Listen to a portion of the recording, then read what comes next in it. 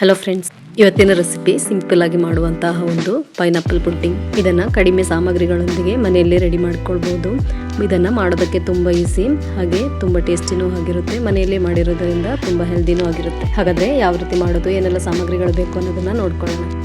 China gross ಒಂದು 10 ಗ್ರಾಮಷ್ಟು, ಇದನ್ನು ಒಂದು ಬೌಲಿಗೆ ಹಾಕ್ಕೊಂಡು ನೀರು 1 ಕಪ್ಪಷ್ಟು ಹಾಕ್ಕೊಂಡು ಅದನ್ನು ಮಿಕ್ಸ್ ಮಾಡಿಕೊಂಡು ಒಂದು 10 ನಿಮಿಷ ರೆಸ್ಟಿಗೆ ಇಟ್ಕೊಳ್ಳೋಣ. ಒಂದು ಮೀಡಿಯಂ ಸೈಜ್ನಲ್ಲಿರುವ ಪೈನಾಪಲನ್ನು ಕಟ್ ಮಾಡಿಕೊಂಡು ಅದರಲ್ಲಿ ಅರ್ಧದಷ್ಟನ್ನು ಒಂದು ಮಿಕ್ಸಿ ಜಾರಿಗೆ ಹಾಕ್ಕೊಂಡು ಒಂದು 2-3 ಟೇಬಲ್ ಸ್ಪೂನಷ್ಟು ಶುಗರ್ ಹಾಕ್ಕೊಂಡು ಅದನ್ನು ಪ್ಯೂರಿ ಮಾಡ್ಕೊಳ್ಳೋಣ. ನೋಡಿ, ಇವಾಗ ಪೈನಾಪಲ್ ಪ್ಯೂರಿ ರೆಡಿಯಾಗಿದೆ. ಇದನ್ನು ಒಂದು ಸೈಡ್ನಲ್ಲಿ ಇಟ್ಕೋಬೇಕು. ಒಂದು ಕಡಾಯಿಯನ್ನು ಮೀಡಿಯಂ ಫ್ಲೇಮ್ನಲ್ಲಿ ಇಟ್ಕೊಂಡು ಇನ್ನುಳಿದ ಅರ್ಧದಷ್ಟು ಪೈನಾಪಲನ್ನು ಆ ಕಡಾಯಿಗೆ ಹಾಕ್ಕೊಂಡು ಸ್ವಲ್ಪ ಶುಗರ್ ಹಾಕ್ಕೊಂಡು ಅದನ್ನು ಸ್ವಲ್ಪ ಹೊತ್ತು ಬೇಯಿಸ್ಕೋಬೇಕು. ಬೇಯಿಸ್ಕೊಳ್ಳೋದೇ ಹಾಕ್ಕೊಂಡ್ರೆ ಅದು ತುಂಬ ಕಹಿಯಾಗಿರುತ್ತೆ. ಈ ರೀತಿ ಸ್ವಲ್ಪ ಹೊತ್ತು ಬೇಯಿಸ್ಕೊಂಡು ಹಾಕ್ಕೋಬೇಕು. ನೋಡಿ, ಒಂದು 5ರಿಂದ 6 ನಿಮಿಷ ಬೇಯಿಸ್ಕೊಂಡ್ರೆ ಸಾಕು.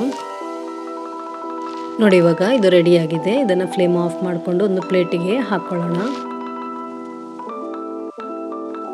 ಇವಾಗ ಒಂದು ಕಡಾಯಿಗೆ ಅರ್ಧ ಲೀಟರಷ್ಟು ಹಾಲು, ಆಮೇಲೆ ಸ್ವಲ್ಪ ತಿಕ್ಕಾಗೋದಕ್ಕೆ 1 ಟೇಬಲ್ ಸ್ಪೂನಷ್ಟು ಕಾರ್ನ್ಫ್ಲವರು, ಒಂದು 3ರಿಂದ 4 ಟೇಬಲ್ ಸ್ಪೂನಷ್ಟು ಮಿಲ್ಕ್ ಮೇಡ್ ಹಾಕ್ಕೊಂಡು ಚೆನ್ನಾಗಿ ಮಿಕ್ಸ್ ಮಾಡ್ಕೊಳ್ಳಿ.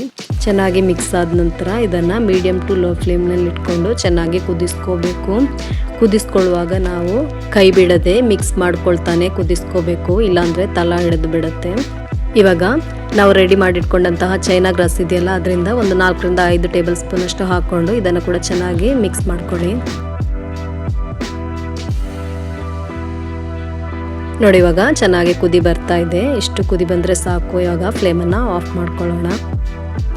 ಇವಾಗ ಪುಡ್ಡಿಂಗ್ ಟ್ರೇಗೆ ಇದನ್ನು ಹಾಕ್ಕೋಬೇಕು. ಬಿಸಿ ಇರುವಾಗನೇ ಹಾಕ್ಕೋಬೇಕು, ಇಲ್ಲಾಂದರೆ ಅದು ನಾವು ಚೈನಾ ಗ್ರಾಸ್ ಕಾರ್ನ್ ಫ್ಲೋರ್ ಎಲ್ಲ ಹಾಕಿರೋದ್ರಿಂದ ಬೇಗನೆ ಸೆಟ್ ಆಗುತ್ತೆ. ಅದಕ್ಕೋಸ್ಕರ ಬಿಸಿ ಇರುವಾಗನೇ ಹಾಕ್ಕೋಬೇಕು. ನೋಡಿ, ಇವಾಗ ಸೆಟ್ ಆಗಿದೆ. ಒಂದು 2-3 ನಿಮಿಷದಲ್ಲಿ ಸೆಟ್ ಆಗುತ್ತೆ. ಇದು ಸೆಟ್ ಆದ ನಂತರ ನಾವು ರೆಡಿ ಮಾಡಿ ಇಟ್ಕೊಂಡಿದ್ದೀವಲ್ಲ ಮೊದಲೇ ಪೈನಾಪಲನ್ನು, ಅದನ್ನು ಹಾಕ್ಕೋಬೇಕು. ಪೈನಾಪಲ್ ಚಂಕ್ಸ್ ಇದೆಯಲ್ಲ ಅದನ್ನು ಹಾಕ್ಕೋಬೇಕು.